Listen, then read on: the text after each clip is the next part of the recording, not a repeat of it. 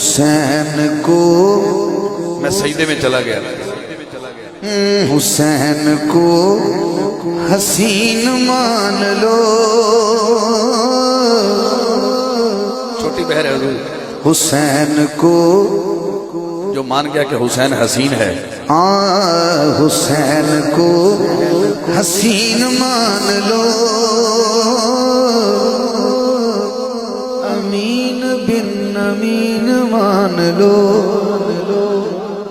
یہ خود بھی امین ہے اور امین کا بیٹا بھی ہے امین بن امین مان لو حضور آپ کے حسن تبسم کی نظر ہے چلو میری نہ مانو اس کی مان لو خود معین الدین نے کہا خود معین الدین نے کہا حسین کو ہی دین مان لو سبحان اللہ میں پھر پڑھتا ہوں میں آپ کی محبتیں خود معین الدین نے کہا خود معین الدین نے کہا حسین کو ہی دین مان لو امین بن امین مان لو پتہ نہیں کس کا رنگ اڑ جائے کس کا رنگ بچ جائے یہ شعر ایسا ہے بڑے بڑے دربار ہیں ہر دربار کا کوئی سجادہ نشین تو ہوتا ہے سلطان باہو سرکار کے سجادہ نشین بیٹھے ہیں گروڈا والوں کے گدی نشین ہوتے ہیں توسا والوں کے بھی ہیں بابا فرید کے بھی ہیں بڑے بڑے آستانوں کے سجادہ نشین ہیں اور محمد کا اتنا بڑا دربار ہے کوئی تو سجادہ نشین ہوگا میں کیا کہہ گیا پیغام شریف کے سجادہ نشین بیٹھے ہیں تو میں یہ ذکر کر رہا تھا کہ ایک مثال دے رہا تھا کہ اتنا بڑا دربار ہے مصطفیٰ کا تو کیا مصطفیٰ کے دربار کا کوئی سجادہ نشین نہیں کوئی گدی نشین نہیں کوئی وارث نہیں تو سنیے ذرا یہ ذرا فیصلہ کرتے اور آپ کا چہرے کی رونق دیکھتا ہوں اور اس کے بعد تیسرا شعر ہے اور وہ تشہد ہوگا غدیر خم پہ فیضلہ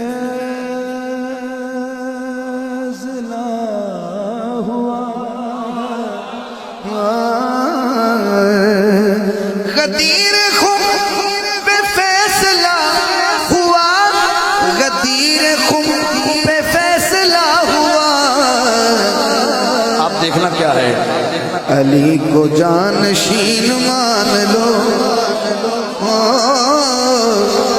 جو مان گیا وہ ہاتھ اٹھایا علی کو جانشین مان لو امین بن امین مان لو علی کو جانشین مان لو آخری شعر تیسرا علی حق علی حق علی حق واہ واہ کیا یا علی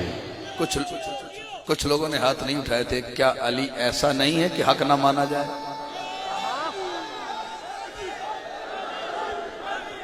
علی حق علی حق علی حق آخری شعر ہے اور وہ تشہد کی نظر کر رہا ہوں میں تشہد پہ آ گیا اور اس کے بعد سلطان باہو کا ایک بند ہے حلم ایک مکان ہے اگر حلم ایک مکان ہے اگر حلم ایک مکان ہے اگر حسن کو مکین مان لو